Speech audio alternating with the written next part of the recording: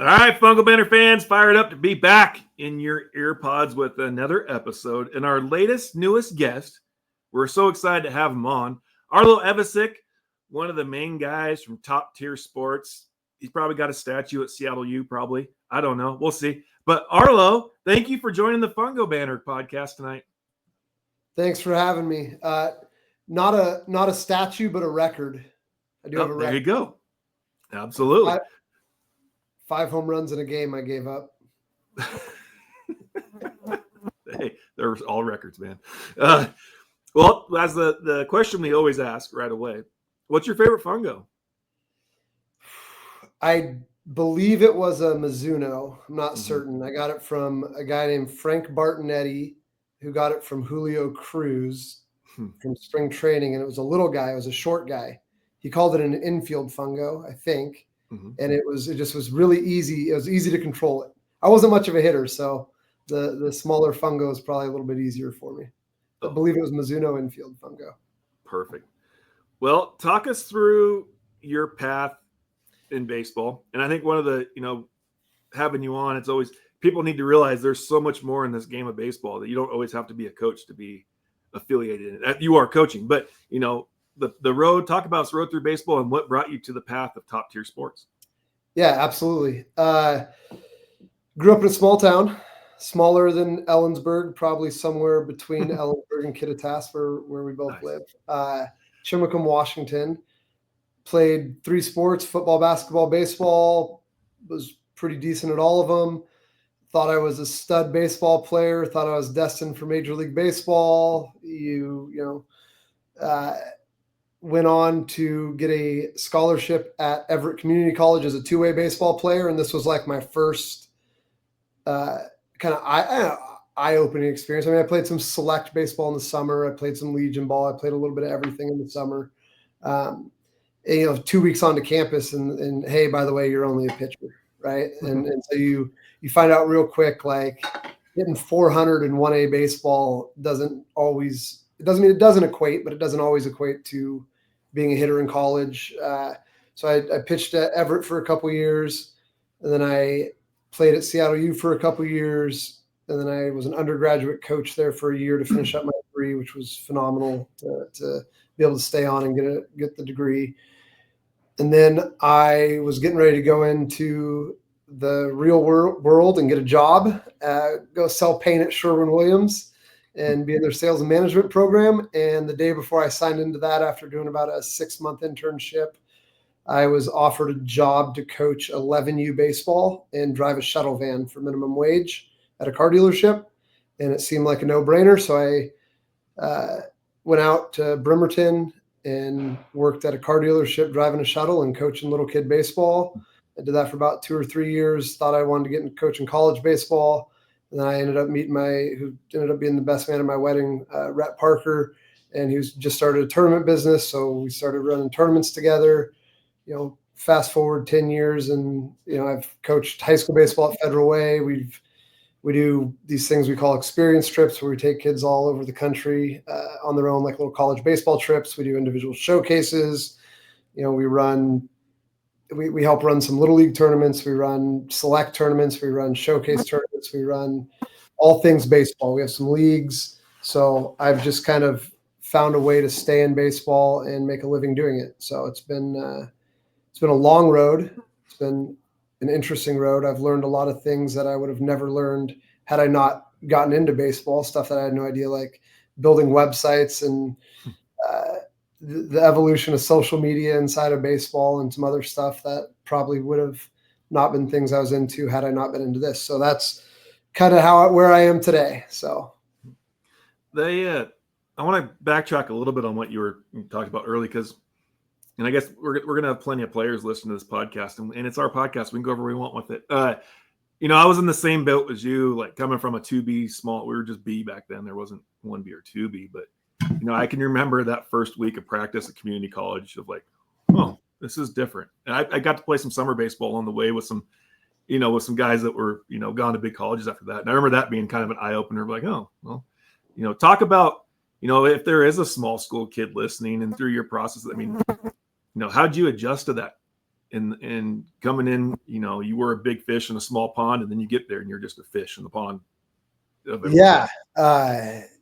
Man, well, I played for Levi Lacey, who, I don't know if anybody, I'm sure there's some guys who know him. Playing for Levi is easy to adjust because you either sink or swim pretty quick. Like he's intense. He's a great baseball guy, but you show up and you realize like there's certain things, and I think it's probably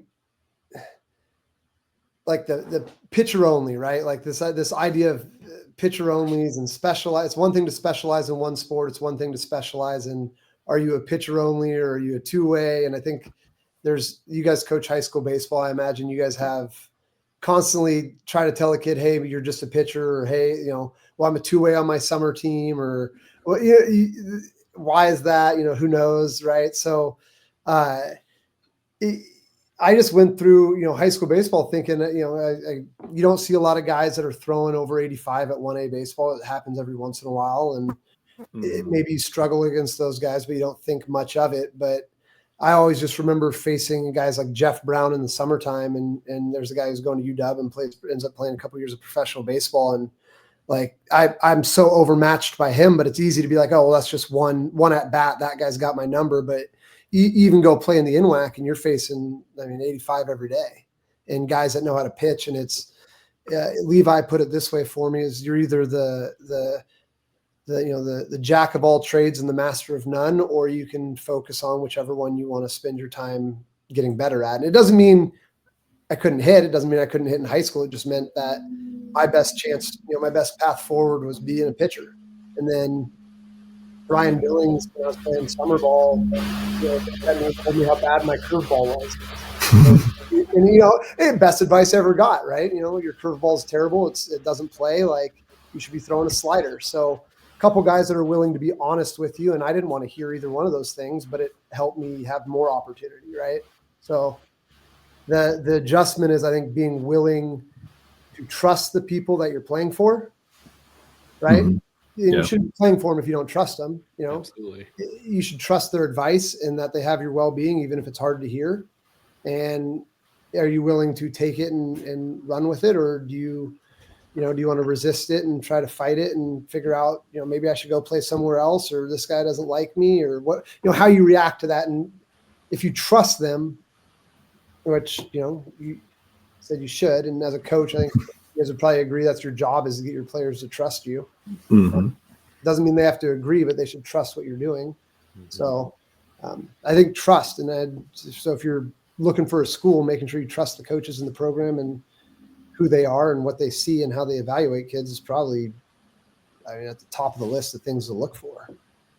So, yeah, no, Arlo, I think I totally agree with that, man. You got to build that trust. If you don't have that, then what are you doing out there? And that's the factor. The information you share with these guys, there's that, hey, trust the process here, and that's the thing, is that you got kids out there that they're buying in, they believe, and you see the results of that for their club. Other clubs out there, they just, man, they got the talent, but they just can't get over the hump. You wonder kind of what more of the detail of the intel that's going on within the club. Do they actually believe what's being taught or spoken of? And that's the thing, is that as coaches, that's our number one, thing on top of all our lists, to make sure those guys trust us, for sure. So, Arlo, being on the club scene, man, this is, so cool having you on tonight, because, we hear this has been such a large topic across, not only just in the Northwest, but across the country, right? So we've seen club ball increase tremendous over the last, say, 10 years. There's different, sayings out there. Some have called it daddy ball. Some call it, helicopter parents, being ambitious, trying to do their own thing. Truly, I think there's great positives of club ball. I think there's some negatives out there. But being on the club scene, what are you seeing that are the positives and some of the negatives, and in comparison to the high school level as well? Because I think, as people, we are always quick to throw the stone, but we're never willing to, take the hit, right? So it's like, put the mirror in front of you, and it's like, well, you're not promoting your players. You're having the expectation that they're supposed to do it all, but then you got a kid on the mound that's throwing 87 plus or 90, low 90s, and you're not doing anything for him. So where is he going to go? What is he going to do? He's not going to, maybe he's a small B school like Eric and I have, you've got to promote your players. And there's like, I know within the Columbia Basin here, we've got coaches that are hot on it. And then we got some guys that they're lazy. They're just darn lazy and they aren't doing their job. So what are the things that you could share with our listeners, that some of the positives on both and some of the negatives on both that you're seeing? Yeah, I would preface it with this. Nothing is a waste of time or money if you have either one of them, right? And I think that's like nothing is a bad choice. Like if you do everything and you have the time and money and you can afford to do that with your family and or finances, then you should do it all if you can. So I would preface it with that. It doesn't mean I would agree with it. It doesn't mean I would encourage somebody to spend, if they had $1,000 budgeted to do stuff, I wouldn't say, hey, go do this. But if you have it and it's a resource, you should do it all. What I would say is, there's so much in that question, Jason. And that's what I'm saying. We can go. And one of my professors at Seattle U told me this. He's like, hey man, like when you write your papers, take those 30 ideas you just put down, and he's like, find one of them and talk about them. So I'll probably talk about like 15 of the 30 I have floating around in my head. Sure. But where do we start? Let's start with daddy ball, which I'm a dad. I coached my stepson's team at 13 and 14 years old the last 2 years. Tremendous experience getting to spend 2 years coaching my kid until I said something mean to him and he looked at me like I was a bad stepdad versus a harsh coach, right? So there's that. But I mean, I know some guys that are dads that coach their kids that are unbelievably bought in and care more maybe than a paid coach who is a 20-something year old guy who got done playing, who wants to stay in baseball and is just coaching a team, and maybe he cares, maybe he doesn't, right? It's a job for him. So it's just probably like any walk of life. You probably have teachers like that. You have employees like that.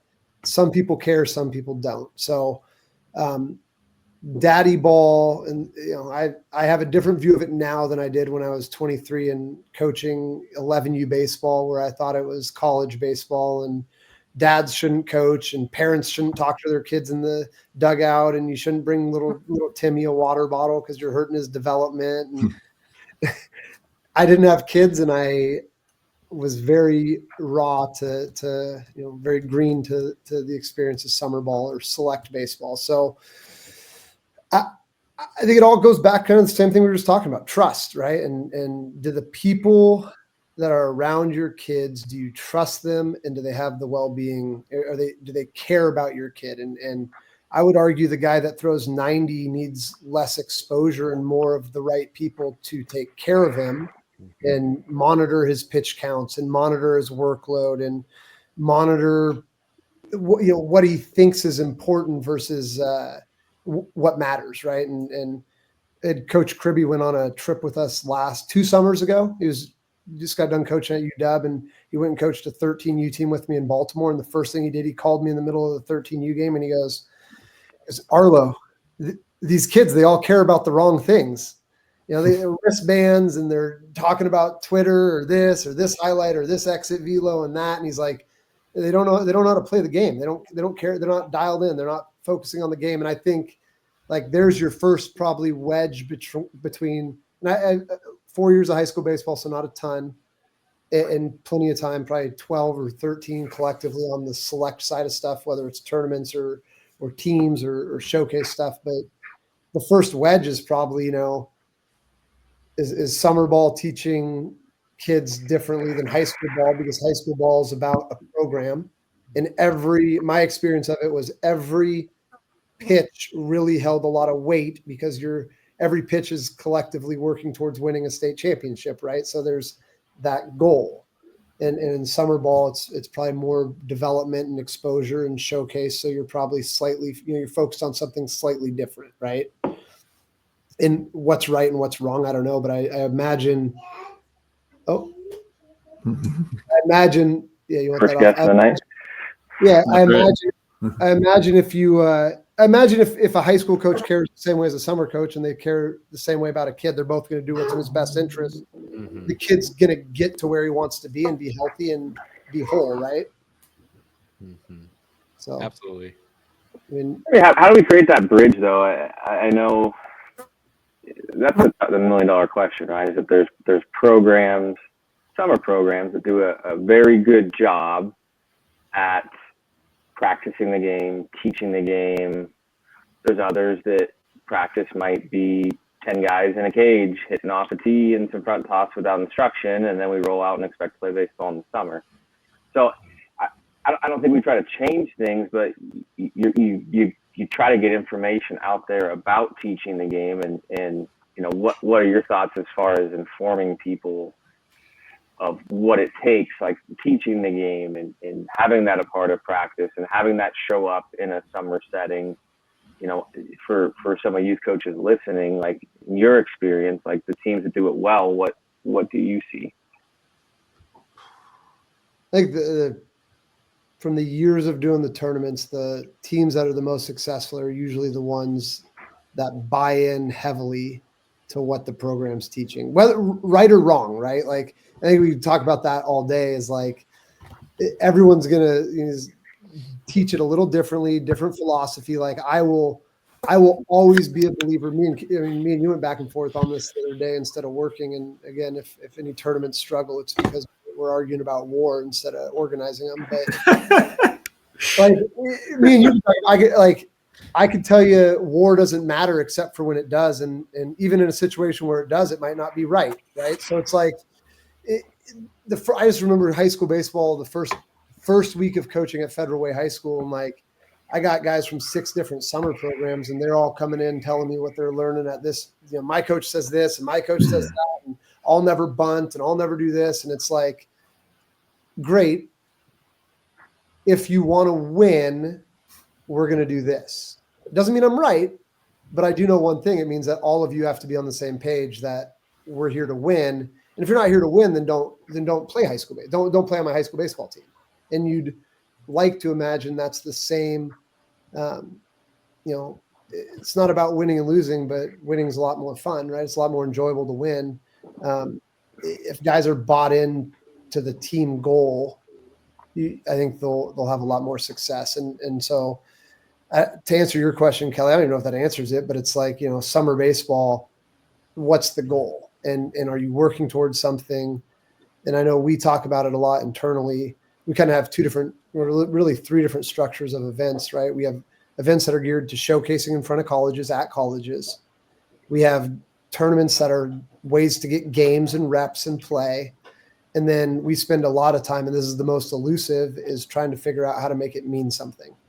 Like how a high school season would mean something. And we do a league, and the league has a similar feel. But nothing in all my years of baseball, whether it was high school or college or coaching select, whatever it was, one was trying to win a state championship as a coach in high school baseball. I thought was the greatest journey, like by far. And 2 was we won one my senior year of high school. And it's my best baseball memory is winning a state championship with my friends I grew up playing baseball with, by far. So, yeah, I think what it boils down to in the high school level, I think it's a little bit different, right? And correct me if I'm wrong. I mean, being new in this space a little bit, but you know, before high school or the non-recruitable players, the goals have to be a little bit different, right? As far as teaching the game. Do you feel like in that space, in the youth space, that there is expectations from each team, whether those are goals or principles or philosophies? Do you feel like that is being taught predominantly, or do you feel like we're showing up to play a baseball game and you're going to try to out-talent people? I think they both exist. And I would even say they might exist at the same time for the same team, meaning the disparity sometimes is so large, like the talent gap. And some of these teams that are built really well with lots of talent might have a hard time finding somebody where they don't just out and talent them. And they're so used to showing up, rolling out the ball and beating them that when they as the game 60-90, right? It's where it kind of equalizes everything, the bigger field. If you don't know how to do the little things, if you don't know how to run bases, if you don't know how to get a jump, if you don't know how to bunt, if you don't know how to like play the game, that talent gap, like everybody, I always believe this to be true. Like the kids that struggle at 10, 11, 12, because they're a little smaller, when they grow, if they're baseball players, they will be better than the kid that was the biggest 12-year-old. Mm-hmm. I was the biggest 12-year-old. I didn't know that there was, I never spent a lot of time trying to fine tune my skills because I was better than everybody. I was way more physical. Right. And then, the kid who's 12, who's undersized, is working his tail off trying to figure out how to be a better baseball player than the big kid. And then when they're all the same size, he's a better baseball player. Right. So I think they both exist, Kelly. And I think some people probably don't. I mean, I coach a youth basketball team. It's actually, I like that almost more than coaching baseball. It's so different. Yeah. And as much as I might think I'm a good basketball coach, like I can't coach them the same way somebody who has a basketball background in the technical skill side of things could. Doesn't mean I'm bad. Maybe it's daddy ball, but I'd like to think and this is what I think it all boils down to is, I'd like to think those kids are having a better basketball experience because of the influence that I have on them and the environment and culture we create than they would. Like, even if they were getting top-notch professional instruction at 11 years old, like, is that actually more valuable than a good life experience and good memory of playing little kid basketball? And I don't know, but I can tell you most of them probably aren't going to play in the NBA regardless of what they do. Most of them probably aren't going to play in college. And it's tough, right? Because you're always looking for the next competitive advantage to get a scholarship or play in college. And I'm a stepdad. My 14-year-old son is a freshman. He wants to play college baseball. And I always talk to my wife, like, what would you be doing with our kid if we didn't meet each other, right? Because he's a diehard baseball player. And she's like, I'd try to seek out every opportunity I could to get him an opportunity to play college baseball. And you're like, oh my gosh, right? Like we ironically do the bare minimum. Yeah.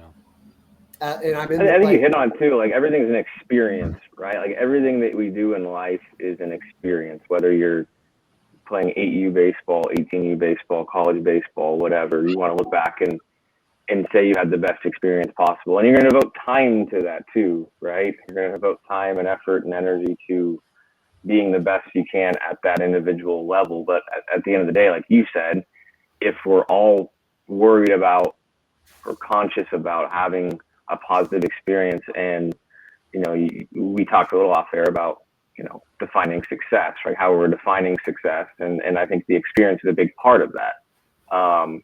Especially the high school coach out there, to where, I don't know what our percentages are now, 7% I think play NCAA baseball, so 93%, and that varies from location to location, school to school, but a vast majority of the individuals that we coach at youth are not going to NCAA schools. And we can pull up the numbers on NAI and all that, but what we have available to us is 7%. So we're coaching to that bigger percentage of life skills, life lessons, all those things that you talk about, right? About the memories of having positive experiences and, and learning something about yourself, about life, about all the different principles that organized sports do teach. That is a great point because, for our example, we have every so often we have guys go to college, right? At the small schools in our level. But we have a lot of people that are going to need to learn how to compete in this world and how to have that life skill of, like, I always tell our team, you have to be really good problem solvers. And you have to be competitive in the fact that you can get knocked down a little bit and things aren't going to go right. But how are we going to react in this aspect?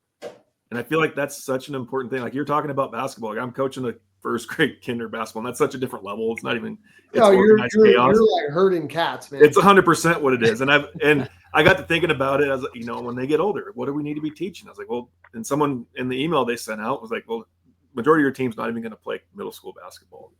So how are we going to create an experience to teach them some life lessons along the way, but have a lot of fun with it? And I'm not saying I'm trying to, not like first grade kindergarten was a bad example, but it made me think about, as an older group of that should be our ultimate objective, right? With the youth sports scene is, there's going to be people, we need to give them plenty of opportunities to be able to go on after that. But are we creating people that are going to be competitors in the aspect of how are they going to handle stuff outside of this, and it's always going to correlate back to the sport that they're playing. Well, that's, you bring up a few things there. And like I just keep going back to basketball because it's the youngest age I've coached in any sport. It's like, and this happens all the time in baseball, and especially, I mean, Kelly, you're newer to the tournament side of stuff, and some of the conversations we have about how are we going to do something, right? So 9 to 12 years old, is it, I'm just going to use basketball for a second, but at second grade basketball, should we be full court pressing the entire time? They're not learning any basketball skills, but damn, if I can figure it out, we're going to kick your ass.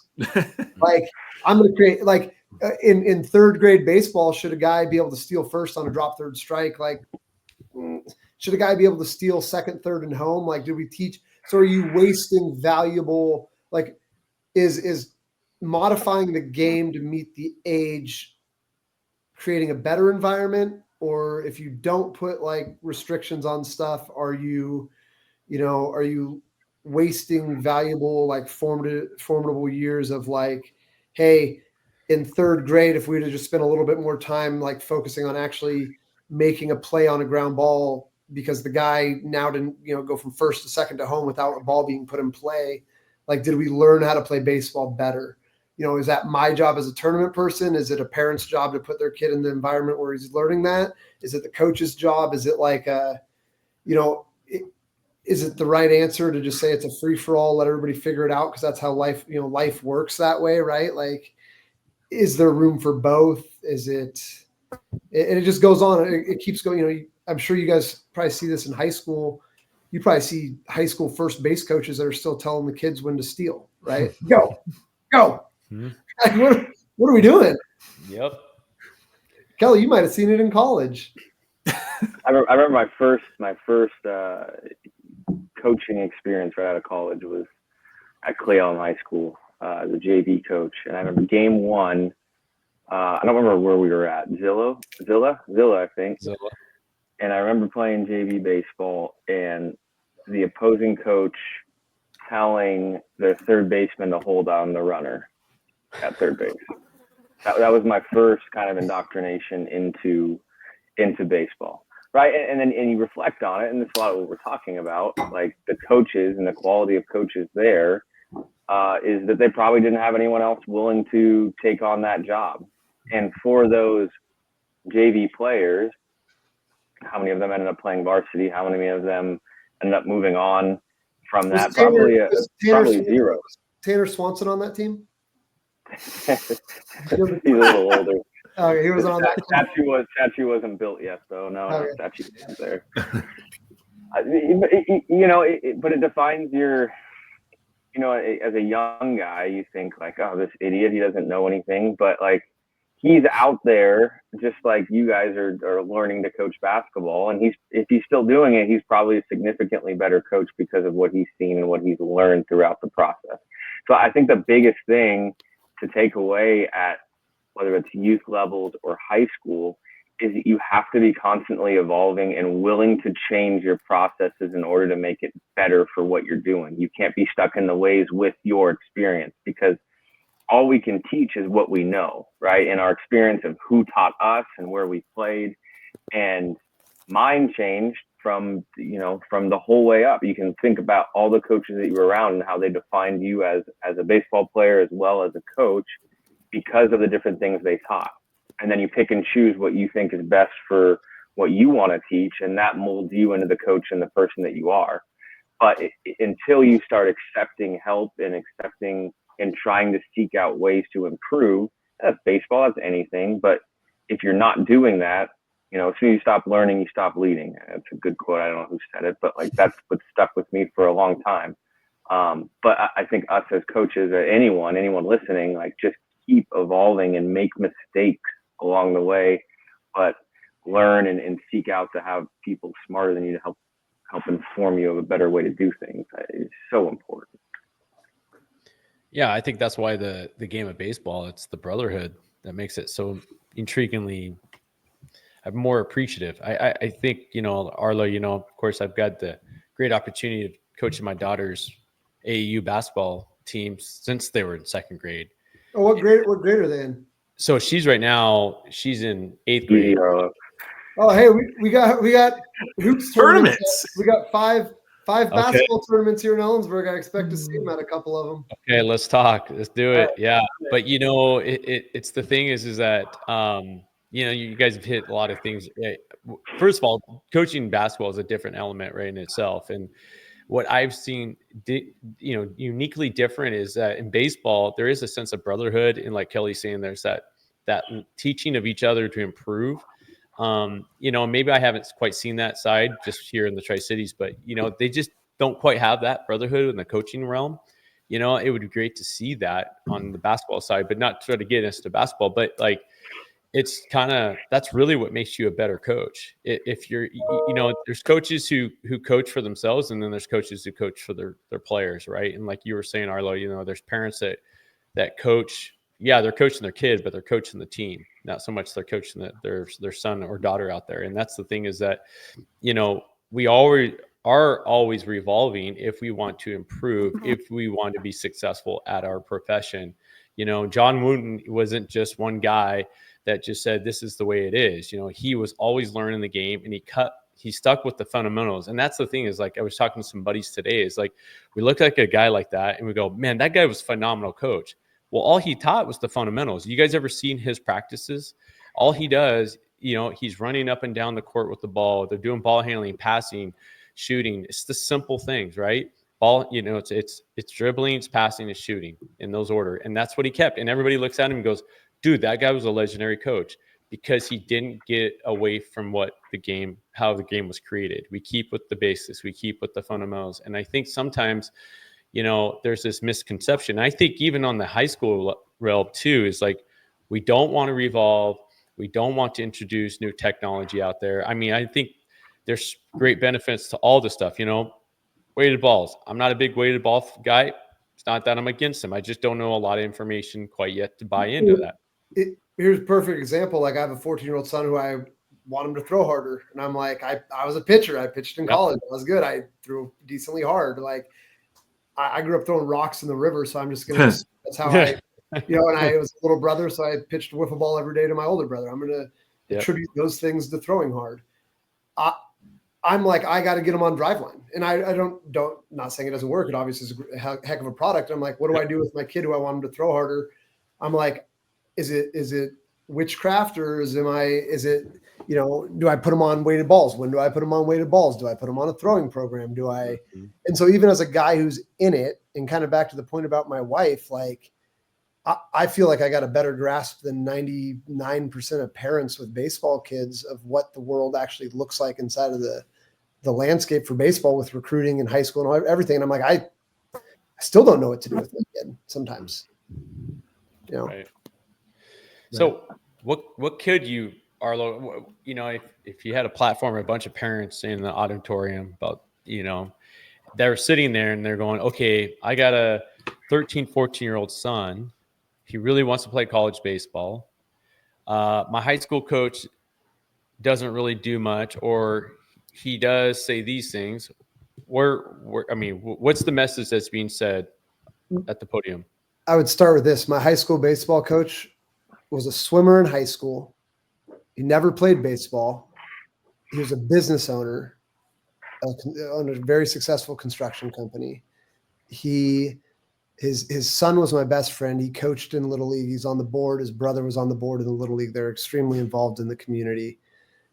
And I played 4 years of college baseball, 2 junior college, 2 Division I, and I have thrown multiple bullpens and pitched in games in front of scouts, and have had opportunities if I was good enough to play professional baseball, right? It wasn't good enough.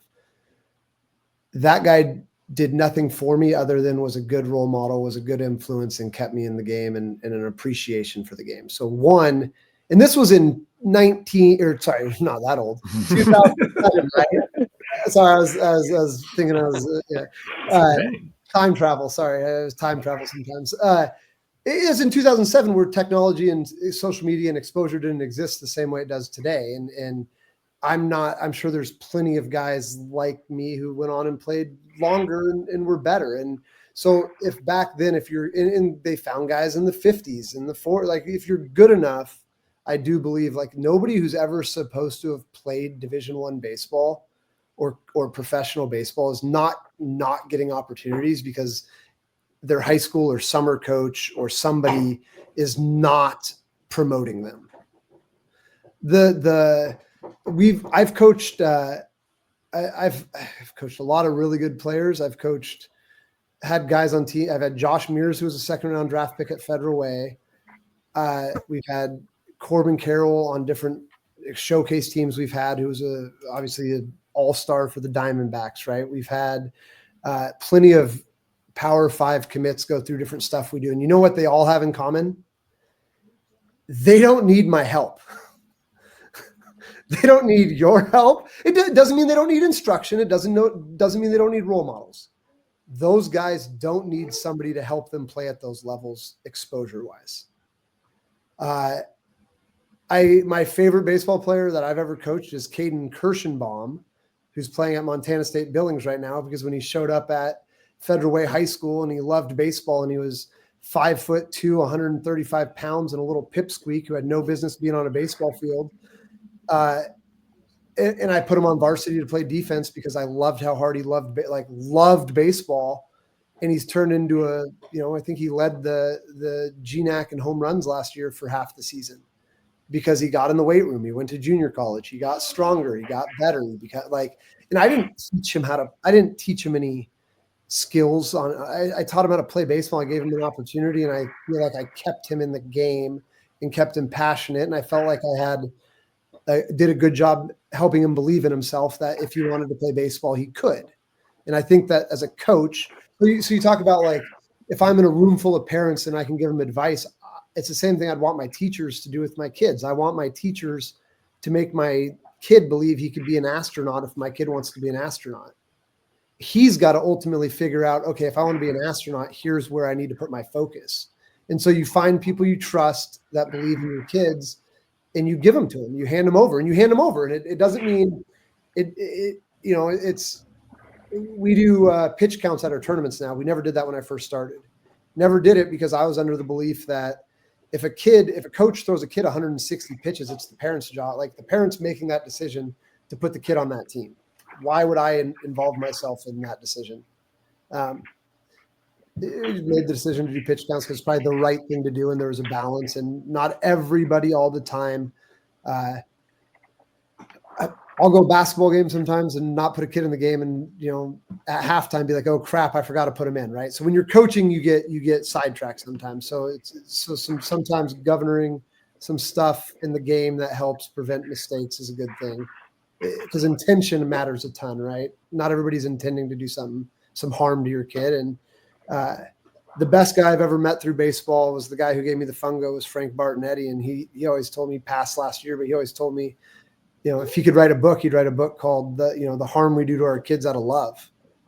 And just like coaches are parents to a degree, they probably cause harm out of what they consider to be love as well. And everybody thinks the well-being for a kid or a prospect is different. Like Jason and Eric, you guys probably think your goal with one of your kids on your high school team is different than one of Kelly's goals with a kid on his when he was coaching at St. Martin's versus a kid who played on my 11U select baseball team when I first started coaching. We all had different goals, and we all thought one thing was more valuable than the other. So I think I'm talking to a room of parents. It's, hey, find the guys that you trust.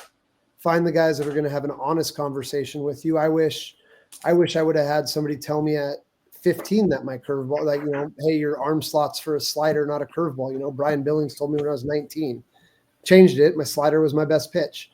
Levi Lacey told me, hey, you're not a hitter. I'm not saying I wanted to hear that at 14, but if somebody said that to me, maybe I would have spent more time trying to become a hitter. So it's find people that give you the information, not necessarily, the people that can give it, like teach it to you. Because I think that's all you want, is you want to be believed in as a player. You want to trust the advice you're getting, and then it's up to you and the people in your circle to seek out, hey, if I need to be faster, then here's the speed coach I should go see, right?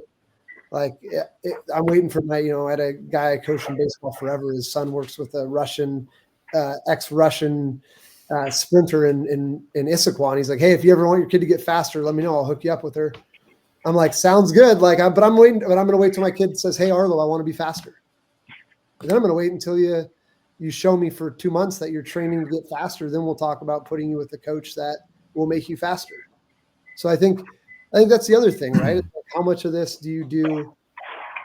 How many of the kids really want to do all the things to become a college baseball player? How many of them want to do the things? Like, I'm sitting here, we just got our basketball schedule for high school sports. This is my first time having a kid in high school sports. And we're like, oh, winter break, mandatory basketball practices. What? What about our ski trip? Like,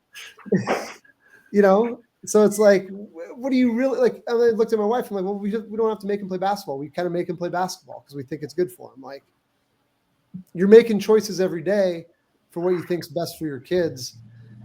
And gosh, you just hope they work out, right? So people you trust, balance, and inputs, right? Like, if you want, there's no reason in 2024, almost 25.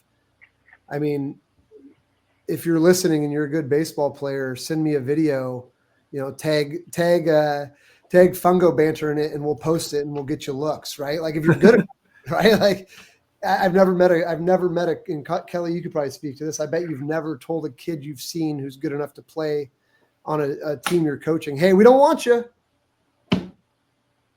Yeah, I think, there's a lot of backtrack. You went through a lot of different things there that to unpack. It gets thinking about kind of the evolution of the recruiting process, right? Of maybe when you were recruited, when I was recruited, social media wasn't really there for that space yet. There was avenues, there was means. You maybe needed a little bit more involvement, whether on your end or the coach's end, to market you to different schools at that point in time. But just because the medium has changed, it doesn't mean, like you said, that the ownership has changed, right? Taking ownership of whether you're a coach and wanting to move your guys on to the next level, or a player that wants to play there. Whether you're taking ownership of your game, whether you're taking ownership of your recruiting process, it's still up to you in order to decide how much effort you want to put towards making that happen, right? Because the one thing that really hasn't changed is the number of schools that offer baseball at the collegiate level. The youth level, generally the same, but you can't say that college opportunities have exponentially increased throughout. But now the visibility mediums have changed, right? So more people can be visible when they really wouldn't be in the past, right? So I think where it lies is that us as coaches, you hit on it, of creating a belief in the player, right? That you believe in yourself. But it has to be somewhat realistic, right? And I think that's where we get caught up in some of our spaces, that we make promises and guarantees that don't include the work that it takes in order to allow that to happen, right? Obviously, there's a level of ability that you have, but there's still work that has to happen in order for something to be accomplished, rather than just saying, I can do it for you because I've done it before. Yeah, well, I think talk about like the freedom, Eric and Jason, of being a high school coach. You're not beholden to anybody to I don't say this is where the we talk about a conflict, or like not necessarily having high school coaches align with summer ball coaches, right? I think get the elephant out of the room. It exists, right? Like, it's a thing. It's very much a thing. It doesn't always exist, and it doesn't exist everywhere, but there's always that conflict of summer ball versus high school coaches. And as a high school coach, you're not beholden to anybody to tell the kid anything that isn't true. Doesn't mean you're right, but it means you don't feel an obligation. And I think this is what I tell parents too. Like, when you you need to understand when you're signing a check over to play for summer ball or whatever you're doing, right? Like you need to understand what you're paying for. Are you paying for games, instruction, training? Is recruiting part of it? But when you pay for something that, like, if my kid's not good enough to play college baseball, and this is what I tell kids, like, hey, give me a list of schools. I tell kids all the time, give me the list of schools you want to play at, and I'll tell you I don't think you're good enough to play there. It's my opinion, but I can't push a magic button and get you an offer, an opportunity, or a phone call to play somewhere that you're not good enough to play at.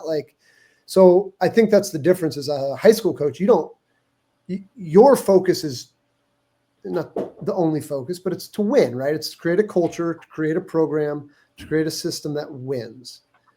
It is not a business. And I'll be the first person to tell you, like, I run youth baseball tournaments for a living. It's a business. That's what I do.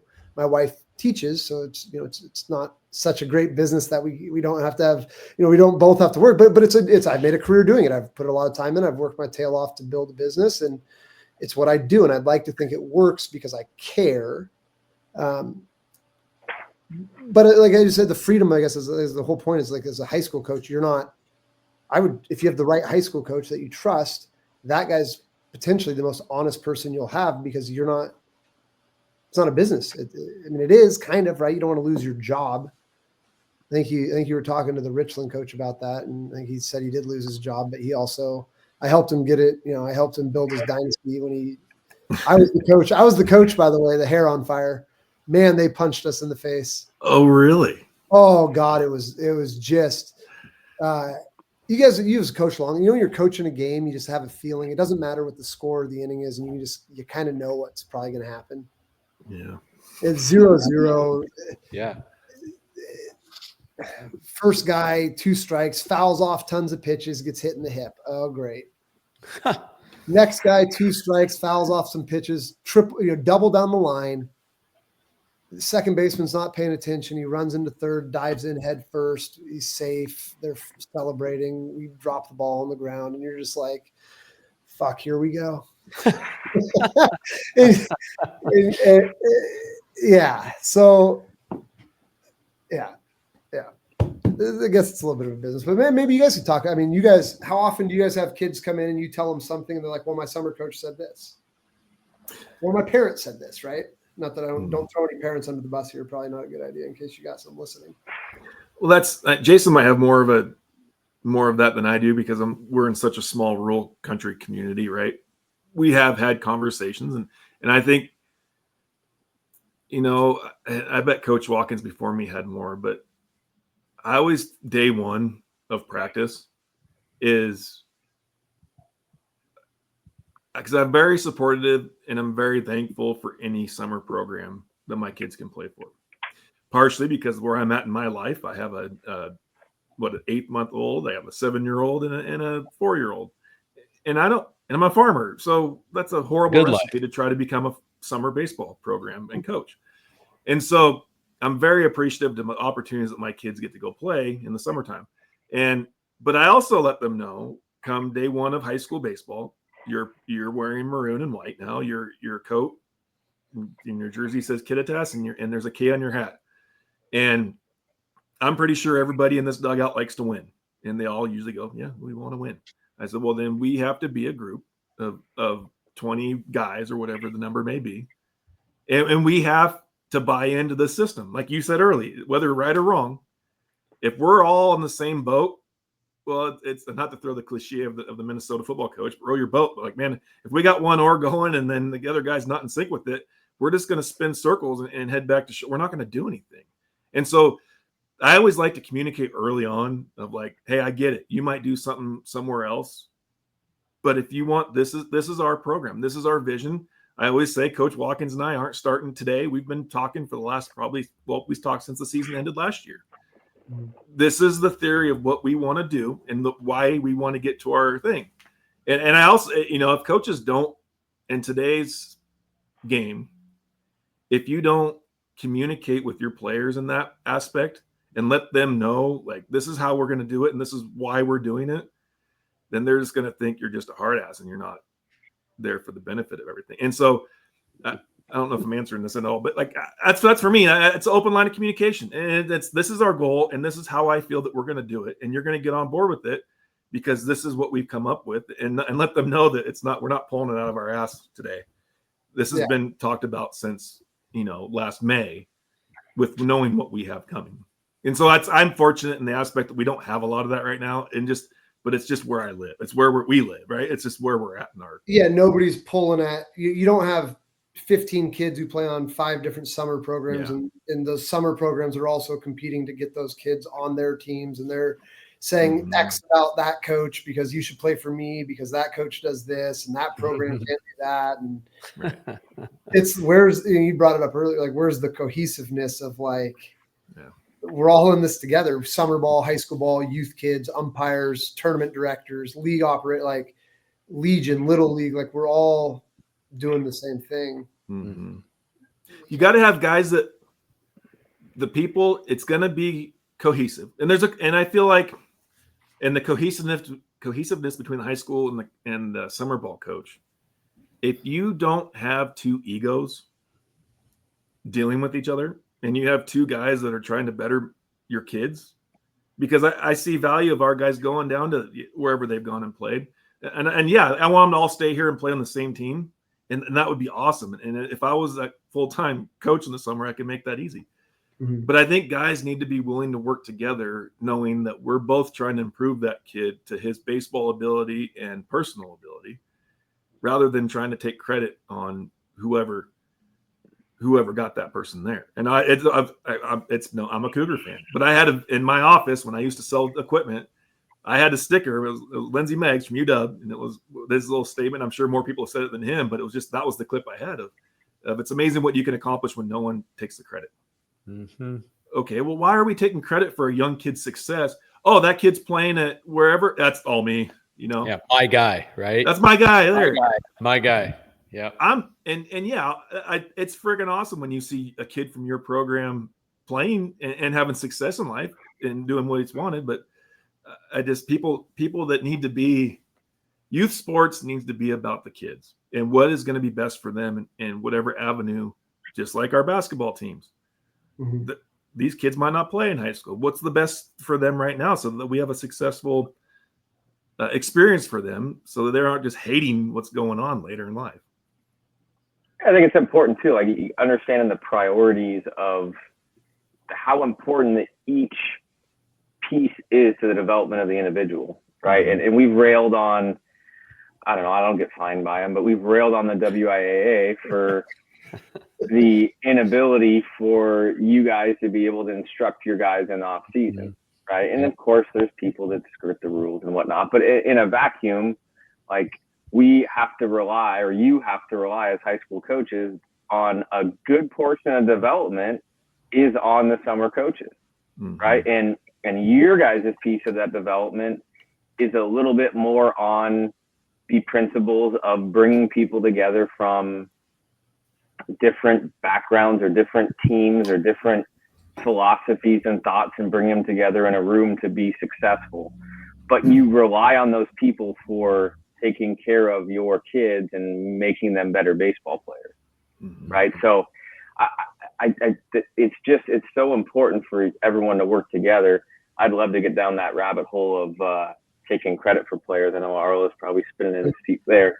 But we all have a part in it, I think, is the important thing to take away. And we can't bash what someone's doing, because at the end of the day, we're wasting the minimal time that we have with them if we're worried about what other people are doing with that individual, right?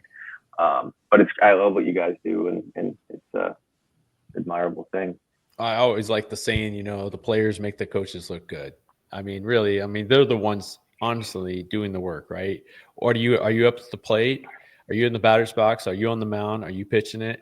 They're the ones that ultimately have to do the job to play the game, right? We're just, all the biggest things, we're directing with arms and telling them to get down, or making changes, So I think, Arlo, you kind of hit the nail on the head. It's just it's the ego thing, right? It's who really wants to take credit. And honestly, Eric, like you're saying, if you have a humbled spirit about it and you say, hey, we're just ultimately I'm just trying to make a better environment for these kids that they can advance on to the next level of life and become better fathers and better teachers and business owners and who knows, next president or whatever the case may be, but they can do it great.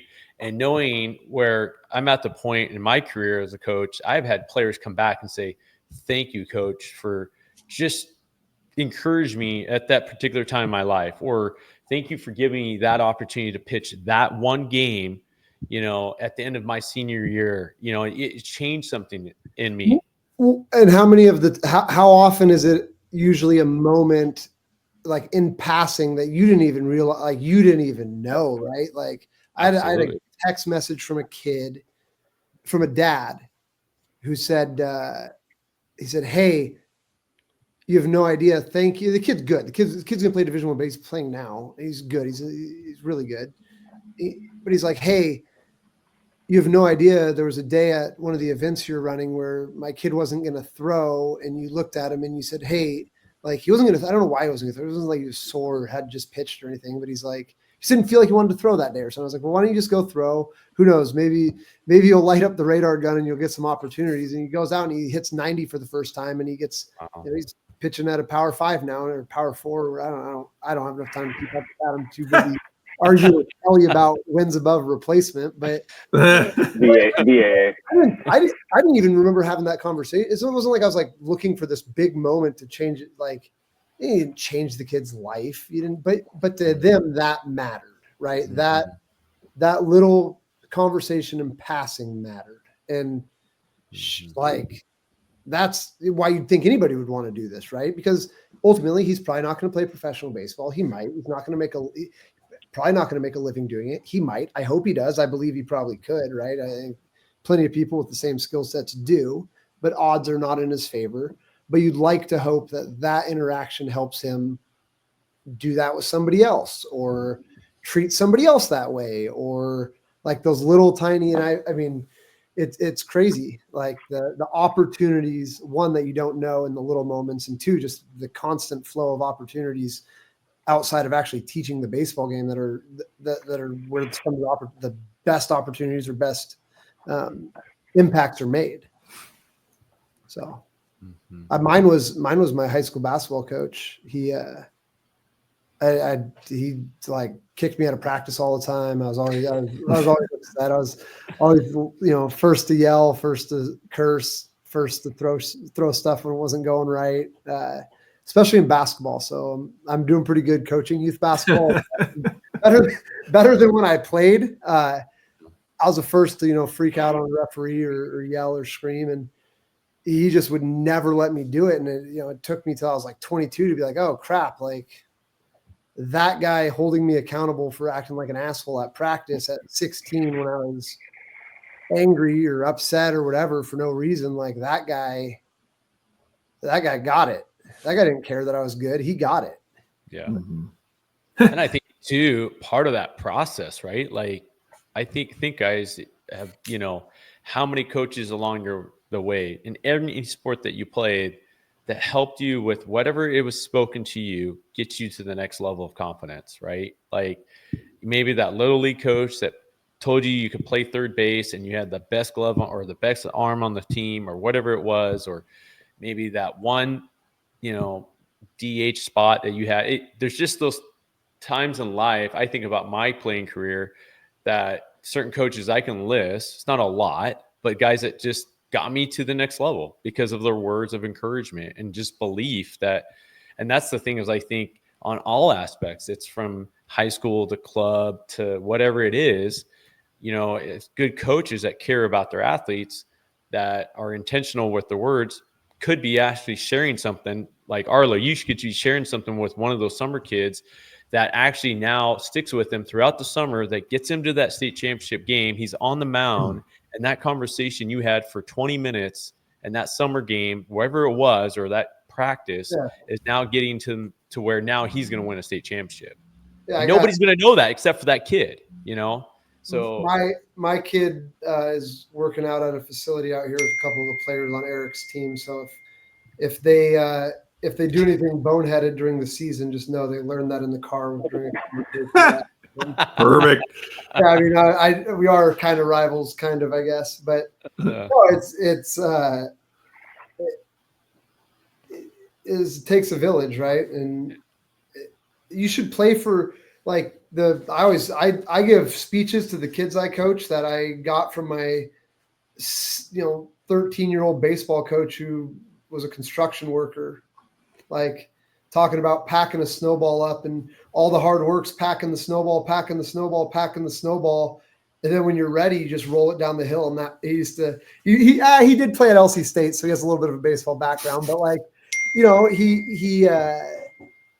I talk to the kids about that all the time, and it's like that guy was my 13-year-old baseball coach in a small town versus, he wasn't a Division I baseball coach or some guru who had all the answers. He was just a guy that cared about kids and wanted to make baseball better. And so there's that, and yeah.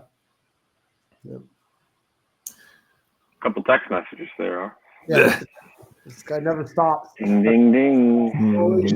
You should have seen when I was coaching at Federal Way. You should have seen the cell phone after a 3-hour practice, not taken out of my pocket. Hey, here's a topic. If we got another hour and a half, is how many guys show up? And Kelly, maybe this is that same Ardens too.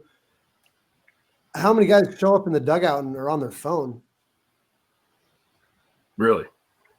That's not a thing for you, Vitas? I mean, guys on their phone at the field. The players. Yeah, the players. You want to talk about?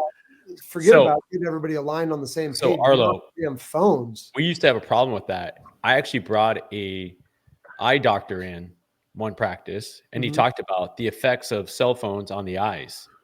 And immediately after that, we've never had a big problem with cell phones in the dugout. They know the rule. When they come in, they put them in their bags, and that's it. And then they pull them out after practice. But we don't have nearly the problem that we used to have. Even on road trips, we have it like, hey, guys, don't be looking at your phone before the games because the effects and the blue light and all that, whatever stuff goes on. So, when I like to bring in guest speakers to kind of talk about, anything of the game, whatever it may be. So, but yeah, that kind of stuff extremely helped our team for sure. Yeah. It was, but they're trying to capture a highlight and capture something and capture a moment and put it on like. Oh yeah. That wouldn't, I've noticed a pattern in the years of doing this that it takes every 3 or 4 years an event to happen, and then they don't forget about it. But then you get a new group of kids in, they might forget.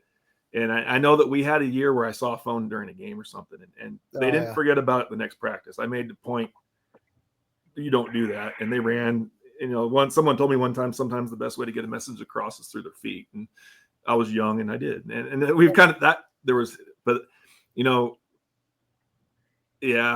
I went with Jason, and I tried to preach to our guys like, hey, there's going to be a point in your life where you're going to want to throw this thing in the river, and you aren't going to want to have it with you. Oh, I get used to it now. The first thing I'm going to do when I'm not running tournaments anymore is I'm going to not have a cell phone. My dad doesn't have a cell phone. I don't know. I mean, he just doesn't. I'm going to get rid of my cell phone, and I'm going to be impossible to get a hold of. I'm going to probably be out being a farmhand for you. Damn right. Well, no phones out there. Yeah. But but then I had a team the last 2 years where I was like, has everybody got a cell phone? Keep it in your bag, let it stay in the bag. And then I get to the point where I know practice is going to be over in 10 minutes. And I waited too long in parking lots for parents to come pick kids. All right, everybody go get your phone, text your ride. We're done in 15 and out of here in 20. Yeah. And so then they're like, oh yeah, cool. Well, they're gonna be okay, right? Like how many times back when I was a kid, right? But like hey, I'm gonna meet you at the store at 3:15, and you get to the store at 3:15 and they're not there. Like shit, you're waiting. Yeah. You're waiting. Like it's okay. It's okay. I purposely pick my kid up late all the time. Builds character. It's good. All the time. Yep. It's hard. But in the public school system, though, Arlo, if we were to be caught not there one time, Lord help us. I don't think I'm going to touch this one, but I do know. I do know I had my fair. You could even ask my athletic director. I did have my fair share of administrative issues when I was a high school baseball. Administrative coach. I was a coach. I just wanted to be a baseball coach. So, God. Which, by the way, high school baseball. I mean, talk about poor. not just like one's better than the other, but talk about pouring time and energy into something that I had no idea the amount of time it took to coach high school baseball. Even in that short period of time, like you said, you don't get to work with them in the off season, but man, it's a lot of time at the yard. Yeah, no doubt. In a short amount of time to do it right. There's guys that just, like anything, they go through the motions. We even see it on the higher level schools too, that you can tell the programs that coaches are putting the time in and writing up their practice plans and those kind of things, or the ones that just say, today's Tuesday, let's hit day. Let's just go in the cage and hit, and then we'll have a team out and on the field hit. I know 4A schools, that's kind of what they do. And then Wednesday comes around, let's do like 27 outs or something, It's just that they don't really prepare, and it really negatively affects their players, where I think that's where it comes down to, right, guys? Players are looking for structure. Yep. And I think in the aspect of why you see teams players go to club teams, because there is extreme structure in a lot of ways. Because like you were saying before we got on, Arlo, what are you doing right now? You're busy. You're laying out all your tournaments, and you're trying to figure your venues, and you're trying to calculate, your teams and who's going what, and then who's getting what swag, and who's got enough pitching, and all these kind of venues. How big do we want the rings to be? Don't forget about that. Don't forget about right. The rings. What color? How big? Right. Exactly. Yeah. But you're looking at even that. You're looking at your practice plans. How many teams you run within your programs, and I just think that you can't. I kind of use this not to get political, guys, but I think that you see people who rather complain about a political system if they're not even those who are not registered voters. It's like, if you don't really put your self out there, it's like, don't tell me how bad the system is if you're not going through the right steps. Somebody told me this about youth. I think this is how I got roped into youth basketball. Don't complain about it if you don't want to do it. There you go. That's it. If the second you complain, then you might as well be the guy who does it. And there's a guy who coaches. Umpiring. There's a guy who coaches somebody told me this one day. There's a guy, I don't know how appropriate it is his name sometimes, but he coaches summer baseball, and he was complaining about the strike zones. And so one of the parents said, well, why don't you invent something better? And he went ahead and invented a laser strike zone. So don't complain if you don't want to do it. And I think that's it couldn't be more true. It's true for everything. Right. I got one thing I want to circle back on, and I've had this conversation with a few people over the years and I guess the example is we might have had someone that had done a bunch of facility summer ball work, right? Playing for clubs and everything. And the type of practice that was ran, and everybody's got their own philosophy and how they do things. And I've always kind of been one that, a lot of your skill development work, that needs to be done in the summertime, how you improve yourself. And come springtime, we're given 2 hours. Jason's on a strict schedule of 2 hours a day. And we're more lenient where we're at in our school district. But, and so as a high school coach, I got to choose, okay, how much of this needs to be team defense, offense, and teaching them the game as a general, and then skill development and fundamentals. Yes, that is very important. And we're going to mix that in within our drills throughout practice. And someone goes, made a comment about us, and maybe I'm just terrible at it, but like, we don't do this, and this, as in, breaking down each position individually for 30 minutes, an hour a day. And as well, we don't have time for that. Kids got to do that on their own in some aspects, but we're going to take the time, when the kid needs to know, maybe he's doing it right, and we don't have to coach him. I think it's ownership. And I think it goes back to I go back to basketball. In 3 years of coaching my team, they're fifth graders now. Mm-hmm. I've never had a practice where we talk about how to shoot a basketball. Mm-hmm. Not because I was a bad shot. It wasn't a great shot, but because to me, that's not the right use of the time. If you want to be a better shooter, go home and shoot. Yeah. If you want to be a better infielder, to say you can't get better, that's you don't want to. You're lying to yourself. If you on a wall. Yep. Yeah. Go and I always go back. People always use it. It's the greatest thing ever. the kids in the Dominican, like, yeah, really, like they're doing stuff on their own. They're playing baseball. They're playing wiffle ball. They're throwing a ball against the wall. I've never, just secondhand knowledge. I've never been there, so I couldn't tell you if that's exactly how it is, right? But you hear lots of stories, and they'll, like, if you want to be good at something, you'll do it on your own outside of the hours of what the team's doing. So my philosophy, I was at Federal Way coaching high school baseball. I didn't teach a fundamental, not one time. We did drills that translated to what we wanted to work on that day.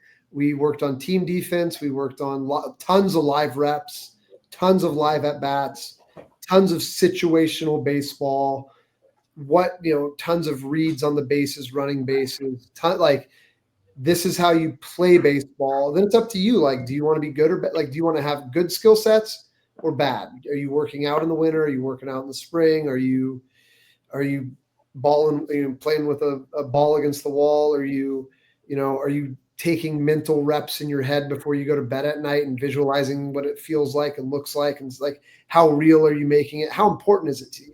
Right. And that makes you nobody's going to make you a good baseball player by giving you fundamentals. It doesn't hurt. I mean, you should go to camps. You should go to clinics. You should go get lessons. You should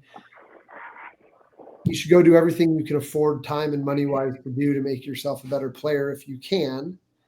And if you can't afford those things, there's still plenty of resources and people that are willing to help you. And it's nobody's job to make you good. It's your job to make yourself good. And the only thing I care about for my 14-year-old kid is that he learns how to play baseball better. Like, you're worried about X, Y, and Z. I'm worried the fact that you got picked off 3 times last weekend. You suck. Like, you're a shitty base runner. How are you going to play college baseball? You can't run the bases. Like, you don't need to run a 6.5. You need to learn how to get a secondary. And in a perfect world, you do both. Mm-hmm. And then you do both, and you'll play college baseball, and you'll be good. You'll have opportunities. So it's ownership. I think everything we've talked about today comes back to ownership, right? Whether that's you as a coach that wants your program to be better, you as a player that wants to get better, or to be a college baseball player. Like, everyone has to take ownership of what they do, right? And if it's not working, then you have to find a way to get better, right? No matter who you are, what you do, you have to find a way to get better, because no one is going to do it for you. They can provide the motivation. I can motivate all you want, but you lead a horse to water, right? You can only do so much, but you as an individual have to take ownership of what you want and then find a way to get it. Yep. Now imagine, as a tournament operator, the amount of suggestions, we'll call them suggestions, I'm being coached now. Yeah. Well, no. I'm saying we'll call the amount of suggestions you get, coaches, players, parents, on what you shouldn't do. And like, I try to take as much feedback as humanly possible, and you try to decipher between what's possible to run, what you could pull off, what you couldn't pull off, what has weight to it, what has validity to it, they all have some level of truth to them. It's just a matter of how is this concern an edge case, or is this something we can actually do something about? And is it something we should do something about?